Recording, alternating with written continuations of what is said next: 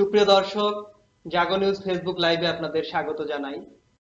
আমরা এমন একটা মুহূর্তে আপনাদের সামনে এসে উপস্থিত হয়েছি যখন বাংলাদেশের হৃদয়ের রক্তক্ষরণ হচ্ছে।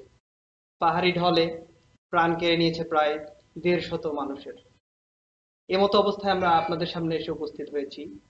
আমাদের সঙ্গে আজকে আছেন জাগো নিউজের সহকারী বার্তা সম্পাদক মাহবুব আলম সোহাগ ভাই। আমরা তার সাথে এ বিষয়টি নিয়ে কথা বলবো। আমরা চাই এ ধরনের ঘটনা আর না ঘটুক। সোহাগ ভাই।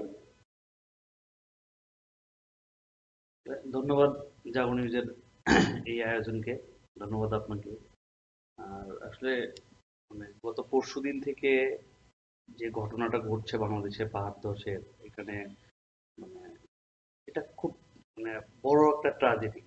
২০০৭ সাল থেকে এই পর্যন্ত বাংলাদেশে প্রায় ১১ বার পাহাড় ধসের ঘটনা ঘটেছে, তার মধ্যে এবারেই সবচেয়ে প্রাণহানির ঘটনা ঘটছে। আমরা এখন পর্যন্ত তথ্য পেয়েছি ১৪৬ জনের প্রাণহানির ঘটনা। বারবার মানে এদেশে এরকম ঘটনা ঘটছে, কিন্তু কখনোই আমরা দেখি না যে প্রশাসন বা সরকারিভাবে কোনো পদক্ষেপের। যখনই এরকম ঘটনা ঘটে তখনই সরকার তৎপর হয়, তার আগে দেখা যায় না এরকম তৎপর হইতে। আমরা একটা বিষয় দেখি সোহাগ ভাই, সেটা হচ্ছে যে আমরা পত্রিকার প্রতিবেদনে দেখলাম যে ৬৬৬টা ঘর চিহ্নিত করেছে প্রশাসন। যে ঘরগুলো হচ্ছে আপনার, এই ঘরগুলো চিহ্নিত করেছে বিপর্যয়ের আশঙ্কা থেকেই। আর প্রত্যেক বৃষ্টিতেই, বৃষ্টি এলেই আর পাহাড়ি ঢল, বৃষ্টি আর পাহাড়ি ঢল, এই দুইটাই তো পাহাড়ের প্রধান সমস্যার কারণ। প্রশাসন চিহ্নিত করে দেয় ৬৬৬ ঘর, যেখানে প্রশাসন চিহ্নিত করে গেল, তারপরেও দেখা গেল কোনো স্টেপ নেই ওগুলোর বিষয়ে। কোনো পদক্ষেপই দেখতে পেলাম না। রাজনৈতিক প্রভাব এবং নানা কারণে ওখানে পাহাড়ে মানুষ মরছে, অনবরত মরছে, তাদেরকে প্রশাসন সরাতেও পারছে না। প্রশাসন আসলে শুধু চিহ্নিত করে, কিন্তু পরবর্তীতে আমরা যেসব নিউজ পাই মাঝে মধ্যেই তো দেখি যে প্রভাবশালী এবং প্রশাসনের যোগসাজশে আবার ওইসব পাহাড়ে মানুষ ঝুঁকি নিয়ে বসবাস করছে।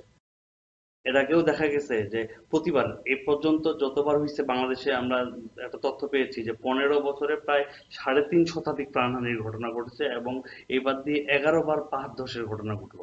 প্রশাসন কি করে? যখনই এরকম পাহাড় ধসের ঘটনা ঘটছে, কিছুদিন পরে আবার চিহ্নিত করছে, চিহ্নিত করার পর আবার ১ বছর চলে যাচ্ছে। আর এই অবাক করা ঘটনা হলো যে প্রতি বছর এই পাহাড় ধসের ঘটনা ঘটছে জুন মাসের দিকে। তার মানে বৃষ্টির কারণে, এটা বৃষ্টির বৃষ্টির কারণে। কারণে। আর আমি গতকালকে থেকে এই পাহাড় ধসের ঘটনাগুলা বিভিন্নভাবে জানার চেষ্টা করেছি। তার মধ্যে এখানে একটা তথ্য পেলাম যে পৃথিবীতে ৩ ধরনের পাহাড় আছে। একটা হচ্ছে আগ্নেয় শিলার পাহাড়, দ্বিতীয় হলো পাললিক শিলার পাহাড়, তৃতীয় হলো রূপান্তরিত শিলার পাহাড়। বাংলাদেশের ভূপ্রকৃতির দিক থেকে যেসব পাহাড় আছে সেগুলো হলো পাললিক শিলার পাহাড়। এই পাহাড়গুলার আহ, মাটির মজবুত খুব কম, মাটির সঙ্গে যে এটা গড়ন, এটা খুবই কম। বৃষ্টি হলেই ফুলে ফেঁপে ওঠে। এই কারণে আঁকড়ে ধরার যে ব্যাপারটা, এটা থাকে না। যখন এই বৃষ্টি হয় তখন কি হয়, ফুলে ফেঁপে উঠে একটা পথ তৈরি হয়, একটা সুড়ঙ্গ তৈরি হয়, পরবর্তীতে একটা চাং তৈরি হয়ে খুলে পড়ে যায়। তো এই কারণে আমার মনে হয় যে এই ব্যাপারটা যে শুধু আমরা জানি সেটা তো না, এটা তো সরকার জানে, এটা বড় বড় বিশেষজ্ঞরা জানে। এত বড় একটা তথ্য জানার পরেও পাহাড়ে এত বড় যে ঘটনাগুলো বারবার ঘটছে, এটা তো আমি মনে করি যে সরকার যদি একটু তৎপর হয়, সরকার তৎপর, প্রশাসন তৎপর, আর সাধারণ মানুষ যদি একটু সচেতন হয়, আমার মনে হয় না যে এই বিষয়গুলো পরবর্তীতে আরো বড় আকার আমরা হবে। দেখলাম কিছুদিন আগেই আপনার ঘূর্ণিঝড় মোরার হাত থেকে আমরা বেঁচে গেলাম, বাংলাদেশ বেঁচে গেল, কিন্তু বেঁচে যায়নি। তার প্রভাবটা এসে এই ভূমিধসে লাগলো। ঘূর্ণিঝড় মোরার প্রভাবে যে সমস্যাটা তৈরি হয়েছিল, আর্দ্রতা আর এই বৃষ্টির ফলে দেখা গেছে যে পাহাড় মানে বা পাহাড়ের যে অবস্থা, বিপর্যস্ত যে অবস্থা ঘটে, সে অবস্থা ঘটে গেছে। সেটা এখন এই অতিবৃষ্টির ফলে, পাহাড়ি ঢল আর অতিবৃষ্টি, অতিবৃষ্টির ফলে দেখা গেল যে আবার সেই বিপর্যয়টাই ঘটে গেল। মানুষ পাহাড়ে ওখানে বারবার যাচ্ছে, বসবাস করছে, তাদেরকে ওখান থেকে সরানো যাচ্ছে না। জীবন যাচ্ছে প্রতিবারে। ২০০৭ সালে আমাদের রেকর্ড হচ্ছে, ২০০৭ সালে গেল ১২৬ জনের মতো, প্রায় ১২৭। ১২৬-২৭ জন, যাই হোক, শতাধিক প্রাণের রেকর্ড আছে বাংলাদেশের। বাংলাদেশ জানে ওখানে জীবন যায়, ওখানে জীবনের বিপর্যয় ঘটে, ওখানে মানবিক বিপর্যয় ঘটে। তারপরও ২০০৭ সালের পর আজকে ১০ বছর পর, আজকে আবারও প্রায় মৃত্যুর মিছিল ১৫০ ছুঁয়ে যাচ্ছে। আমরা যেখানে প্রতিবার ঈদের ঈদে আমরা ট্রেন, বাস চলাচল করে, প্রচুর ভিড়, জ্যাম, সড়ক দুর্ঘটনার কিছু দৃষ্টান্ত পাই, নৌডুবির ঘটনা পাই, লঞ্চ ডুবির ঘটনা পাই, এগুলো মর্মান্তিক, হৃদয় বিদারক। রমজানে, রমজানটা মানুষ উৎসব মুখর ভাবে পালন করে। এই রমজান মানুষের প্রিয় রমজান সবাই একটা উৎসব হিসেবে পালন করে। বিয়োগান্তক কিছু ঘটনা ঘটে যায়, কিন্তু তার মধ্যেও এত বড় একটা বিপর্যয় বাঙালির হৃদয়ে রক্তক্ষরণ ঘটিয়েছে, এটা মানতে হবে আমাদের। এই ঘটনার পুনরাবৃত্তি আসলে আমরা কিভাবে কামনা করি? আমরা তো কামনা করতে পারি না। আমি আপনার এই প্রসঙ্গটা ধরেই বলছি যে আমাদের দেশে একটা জিনিস লক্ষ্য করা গেছে, যেমন পিনাক ডুবির ঘটনা আপনি দেখেছেন, যে পিনাক ডুবির ঘটনা মানুষজন দূর থেকে ফেসবুকে ভিডিও দেখাচ্ছে, তারপর হচ্ছে মোবাইলে লাইভ করতেছে। এই এর চেয়ে মর্মান্তিক ঘটনা হয় না। পিনাক ডুবির ঘটনা, তার আগে রানা প্লাজার ঘটনা, এসব ঘটনা কিন্তু শিক্ষণীয় ঘটনা। কিন্তু আমরা কি করছি, শিক্ষণীয় জায়গা থেকে কোনো কিছু নিচ্ছি না, কেন জানি আমাদের সবকিছু সহ্য হয়ে গেছে। প্রতি বছর যেমন গত গত রমজানের 3 দিন আগে উত্তরবঙ্গের যে বন্যা হয়েছিল, অভাবগ্রস্ত কুড়িগ্রাম, লালমনিরহাট, তারপর হচ্ছে সিরাজগঞ্জের মানুষ ডুবে গিয়েছিল। প্রতিবারের রমজানে আমরা একটা করে বড় ধরনের প্রাণহানির ঘটনা দেখছি। আমাদের আমার মনে হয় যে আমাদের সব জায়গা থেকে সচেতন হওয়ার ব্যাপারটা সবচেয়ে বড় বিষয়। যেমন মোরার ব্যাপারটাই বলি, এখানে মিডিয়ার একটা বড় ভূমিকা ছিল, প্রশাসনেরও ছিল। সবাই কেন জানি মোরাকে মোকাবেলা করার জন্য প্রস্তুত ছিল। মিডিয়া সাধারণ পাঠকের কাছে তথ্য আগেই দিয়ে দিয়েছিল কিভাবে এটা মোকাবেলা করতে হবে। কিন্তু এই পাহাড় ধসের যে ঘটনাটা চলছে, এটা অনাকাঙ্ক্ষিত হঠাৎ করেই। তবে আমি মনে করি যে এই ঘটনাটা যেহেতু সবচেয়ে বেশি পাহাড়ি অঞ্চলে, পার্বত্য অঞ্চলে, তো এই ক্ষেত্রে পার্বত্য অঞ্চলের প্রশাসন এবং সরকারকে একটু আলাদা প্রস্তুতি রাখা উচিত। যেহেতু প্রতিবারেই এই মাসে এই ঘটনাগুলো ঘটছে, আমার মনে হয় যে এই ক্ষেত্রে আমরা একটা তাদেরকে পরিকল্পনা করতেই পারি, পরিকল্পনা করা যেতে সরকার পারে। যথাযথ একটা পদক্ষেপ নিতেই পারে। না, পরিকল্পিত উপায়ে আমরা চললে তাহলে 10 বছর পর বাংলাদেশের এটা পুনরাবৃত্তি ঘটবে, এটা তো মেনে নেওয়া যায় না। একটা মনুষ্য সৃষ্ট যে দুর্যোগগুলো আছে, সে দুর্যোগগুলো হচ্ছে সড়ক দুর্ঘটনা। আমরা মেনে নিলাম যে আমরা ঈদে বাড়িমুখো ঘরমুখো থাকি, ঘরমুখো মানুষের স্রোত থাকে, সেই স্রোতের ভিতর কিছু সড়ক দুর্ঘটনা ঘটে যায়, এগুলোও আমরা মোকাবেলা করতে পারি। কিন্তু প্রাকৃতিক যে বিপর্যয়গুলো আছে, সেই বিপর্যয়গুলোর ব্যাপারে আমরা তো পূর্ব প্রস্তুতি নিতে পারি। বাংলাদেশে 10 বছর আগে ঘটনা, 2007 সালের ঘটনাটা ঘটলো, সেই ঘটনার পুনরাবৃত্তি ঘটলো এবং তার থেকেও ভয়াবহ ঘটনা ঘটে গেল। এটা কত বড় একটা বিপর্যয়, এটা বাংলাদেশের জন্য একটা ব্যর্থতা। এত বড় একটা দুর্যোগ, এটা প্রাকৃতিক দুর্যোগ, প্রাকৃতিক দুর্যোগে মানুষের হাত থাকে না, কিন্তু মানুষ তো পূর্ব প্রস্তুতি গ্রহণ করতে পারে। নিতে পারবে। সেটা সেটা সেই ক্ষেত্রে আমরা আমাদের অনেকটা বলা চলে গাফলতি আছে আমাদের। না, গাফিলতি তো অবশ্যই আছে। আপনি দেখেন যে পাহাড় ধসের ঘটনা প্রতি বছরেই ঘটছে, সেক্ষেত্রে আমাদের মোকাবেলার তো কোনো প্রস্তুতি নেই। উল্টা প্রতি বছর পাহাড় কাটা হচ্ছে।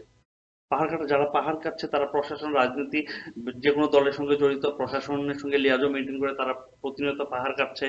এগুলাও আমরা থামাতে পারছি না। আমি একটা ঘটনা বলি, সেটা হলো 2014 সালের ঘটনা। আমি গিয়েছিলাম লালমনিরহাটের পাটগ্রাম উপজেলায়। এই উপজেলার চারপাশে পাথর। তো আমি বেশ কয়েকদিন থেকে দেখলাম যে এই উপজেলার চারপাশে নদী জুড়ে মানুষ এত বেশি খনন করছে, নিচ থেকে পাতা, মানে একটা সুড়ঙ্গের উপর মনে হচ্ছে পাটগ্রাম দাঁড়িয়ে আছে। তো আমারও হচ্ছে মনে হয় যে এরকম একটা সুড়ঙ্গের কাছে দাঁড়ায় থাকার পরও প্রশাসন কিন্তু কোনো রকম যে কোনো সময় পাটগ্রাম কিন্তু ধসে যেতে পারে। প্রতি বছর ব্রহ্মপুত্রতে লালমনিরহাট সরি না, কুড়িগ্রামের আপনার চিলমারি থেকে শুরু করে ভেঙে যাচ্ছে। এক্ষেত্রে সরকারের একটা পদক্ষেপের বিষয় আছে। এই যে পাহাড়ের ব্যাপারটা বলছেন আপনি, পাহাড়ের ব্যাপারটা আমি তো প্রতিনিয়ত আমি আমাদের যে সারা দেশের প্রতিনিধিরা আছে, বিশেষ করে পাহাড়ি অঞ্চলের প্রতিনিধিরা, তারা নিয়মিত নিউজ পাঠাচ্ছে যে এখানে মাটি কাটা হচ্ছে, সব প্রশাসনের কোনো মানে কোনো তৎপরতা নেই। আবার মিডিয়ায় নিউজ প্রকাশ হওয়ার পর 2 দিন পরেই প্রশাসনের লোকজন উপস্থিত হয়ে ড্রেজার সহ বিভিন্ন কয়েকটা মেশিন জব্দ করে 2-1টা মামলা দিয়ে দিল। 1 মাস পর আবার শুরু হয়ে গেল। একইভাবে কি হচ্ছে, এই যে ড্রেজার আপনার বালু যে উত্তোলন করতেছে নদী থেকে, নদীর খনন করার নাম করে বালু উত্তোলন, মানে আমাদের আসলে প্রশাসনিক দিক থেকে এইসব ব্যাপারে তদারকি না থাকার কারণে কিন্তু বারবার এরকম দুর্ঘটনার শিকার হতে হচ্ছে। এই যে লঞ্চ, আমার 300 জন ধারণ ক্ষমতা, ঈদের সময় মানুষজন 300 বা 1000 জন, সেখানে 1000 জন মানুষ উঠবে। কোনো একটা ঘটনা ঘটবে, ঘটনা ঘটার পরে কি হবে, আবার তদন্ত কমিটি গঠন, এরকম করতে করতে প্রতি বছর শুধু তদন্ত কমিটির মধ্যে দিয়েই শেষ হয়ে যাচ্ছে। আর কোনো পরবর্তী কোনো নির্দেশনা নেই। আমরা মোরাটা খুব সুন্দরভাবে মোকাবেলা করলাম সোহাগ ভাই। মোরার ক্ষেত্রে দেখা গেল গণমাধ্যমের যে ভূমিকাটা, মনে আমরা আমরা হ্যাঁ, আমরা ঢাকা থেকে আমরা সবসময় চাচ্ছিলাম যে এমন একটা তথ্য আমরা দেই যে তথ্যটা মানুষের কাজে লাগবে, মানুষ ক্ষতিগ্রস্ত হবে না। আমরা জাগো নিউজ নিউজ করেছিল, জাগো নিউজের লিড নিউজ ছিল, আপনি জানেন যে আহ, বাঁচতে হলে আশ্রয় কেন্দ্রে যান, বাঁচার জন্য, আমরা একটা প্রাণ বাঁচাতে। আহ্বান হ্যাঁ, জানিয়েছি, আমরা শুধু আহ্বান নিউজ না, জানিয়েছি। আমি এইভাবে আমরা এইভাবে আহ্বান আমরা জানিয়েছি। প্রতিনিয়ত আমরা চেষ্টা করেছি যে মানুষের কাছে পৌঁছার। কিন্তু এইবার গণমাধ্যম, আপনি হয়তো বা জানেন, এবার গণমাধ্যম কর্মীরা চেয়েও যেতে পারছে না, ওই এলাকা যোগাযোগ বিচ্ছিন্ন হয়ে আছে। ঢাকা থেকে কোনো কোনো কোনো গণমাধ্যমের টিম যাচ্ছে, তারা পাচ্ছে না আরেক জায়গায় পৌঁছাতে, এক জায়গা থেকে আরেক জায়গায় পৌঁছাতে পারছে না, চট্টগ্রাম থেকে কক্সবাজারের যোগাযোগ বন্ধ হয়ে গেছে। এরকম একটা অবস্থা, গণমাধ্যম চাইলেও এবার ভূমিকা রাখতে পারছে না। আর আমাদের যে স্থানীয় প্রতিনিধিরা আছে তারা অনেক সময় যোগাযোগ বিচ্ছিন্ন করে ফেলছে, বিদ্যুৎ থাকছে না, তাদের মোবাইল সংযোগ থাকছে না, ইন্টারনেট ইন্টারনেট সংযোগ বিচ্ছিন্ন। তার ফলে দেখা যাচ্ছে যে তারা অনেকটা আমরা বিচ্ছিন্ন অবস্থায় আছি। প্রাকৃতিক বিপর্যয়গুলোর ব্যাপারে তো আমাদের এই জন্যই সচেতন থাকা দরকার। তারপরও আমি বলবো, আমি শ্রদ্ধা ভরে স্মরণ করব কালকে আমাদের সেনাবাহিনীর, আমাদের জাতির সূর্য সন্তান সেনাবাহিনীর 4 জন সেখানে প্রাণ দিয়েছেন উদ্ধার তৎপরতায়। ক্যাপ্টেন র্যাঙ্কের আছে, মেজর র্যাঙ্কের কর্মকর্তাও আছে। সেনাবাহিনীর এই সূর্য সন্তানদের আমরা শ্রদ্ধা জানাই। বরাবরই পাহাড়ের শান্তি প্রতিষ্ঠায় সেনাবাহিনী কাজ করে আছে। এই সরকার পার্বত্য শান্তি চুক্তি করেছে, সেই সরকারই তো ক্ষমতায় আছে এখন। পার্বত্য অঞ্চলে শান্তি ফেরানোর জন্য আর যা যা করা দরকার এই সরকারই আমার মনে হয়, বা আমরা বলতে পারি যে এই সরকার সেই পদক্ষেপগুলো নেবে। সবাই চায় এটা, এই এত বড় বিপর্যয়ের পর সবাই শোক জানালো। আমরা দেখলাম যে সড়ক পরিবহন ও সেতু মন্ত্রী ওবায়দুল কাদের উনি ছুটে গেলেন ওই জায়গায়। প্রধান বিরোধী জোট বিএনপি এরা শোক জানালো, সমবেদনা জানালো, মাঠে থাকার নেতাকর্মীদের মাঠে থাকার নির্দেশ দিল। তারপরে আপনার আমাদের বিরোধী দল জাপা নেতৃত্বাধীন যে বিরোধী দল, সে বিরোধী দলও শোক জানালো। তারাও মোটামুটি সমবেদনা জানালো এবং পাশে থাকার প্রতিশ্রুতি দিল। আমরা তো এই বিষয়গুলা এভাবেই বিবেচনা করতে পারি। শুধুমাত্র আমরা একটা বিপর্যয় ঘটবে আর আমরা শোক জানাবো, সমবেদনা জানাবো, তা তো না। আমরা পূর্ব প্রস্তুতিগুলো আগে নিয়ে রাখি। আমার যে বিবৃতিটা আমি আজকে দিব, আমি প্রশাসনকে বলবো, সরকারকে বলবো, সরকারি দল থেকে আমরা বলবো যে আপনার প্রস্তুতিগুলো আগে নিয়ে রাখুন। এই বিবৃতিগুলো যাতে কোনো সময় আমাদের যাতে বিবৃতি নির্ভর হওয়া না লাগে, আমাদের বিবৃতি নির্ভর হওয়া না লাগে, আমরা সামনে যাতে এগিয়ে যেতে পারি, আমার বিপর্যয় কাটিয়ে উঠতে পারি। এরকম মানবিক বিপর্যয়, এরকম প্রাকৃতিক দুর্যোগ বা মনুষ্য সৃষ্ট দুর্যোগ, সমস্ত দুর্যোগ থেকে যাতে আমরা দূরে থাকতে পারি। সুপ্রিয় দর্শক, এতক্ষণ আপনাদের সাথে ফেসবুক লাইভে ছিলাম আমি সাখাওয়াত হোসেন সুজন ও জাগো নিউজের সহকারী বার্তা সম্পাদক মাহবুব আলম সোহাগ। আমরা পাহাড় ধসের বিষয়টি নিয়ে আলোচনা করলাম। এটা একটা বিপর্যস্ত অবস্থা। এই রমজানের ঈদের যেখানে খুশি থাকার কথা, সেখানে আমাদের হৃদয়ে রক্তক্ষরণ হচ্ছে। আমরা ব্যথিত, পুরো বাংলাদেশ ব্যথিত। এই রমজানে যেখানে চিহিরি কয়টায়, ইফতার কয়টায়, সেই খোঁজগুলো আমাদের রাখতে হচ্ছে।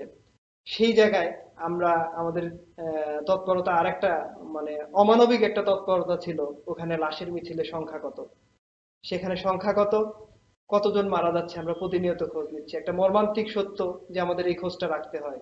কালকে যখন দেখলাম 50 ছাড়িয়ে গেল, অর্ধ শতাধিক ছাড়িয়ে গেল, অর্ধ শতাধিক পর 100-তেও ছাড়িয়ে গেল, আজকে বোধহয় 150-তেও ছাড়িয়ে যাচ্ছে, আরো কিছু চাপা পড়ে আছে। এত বড় মানবিক বিপর্যয় আসলেই মেনে নেওয়া যায় না। আমরা সংশ্লিষ্ট কর্তৃপক্ষকে বলবো যে এত এই প্রাকৃতিক বিপর্যয়গুলো মোকাবেলায় আমাদের প্রস্তুতি থাকা দরকার। আমরা যেন আর এভাবে কোনো খুশির মৌসুমে লাশের মিছিল না দেখি। আপনাদের সবাইকে ধন্যবাদ।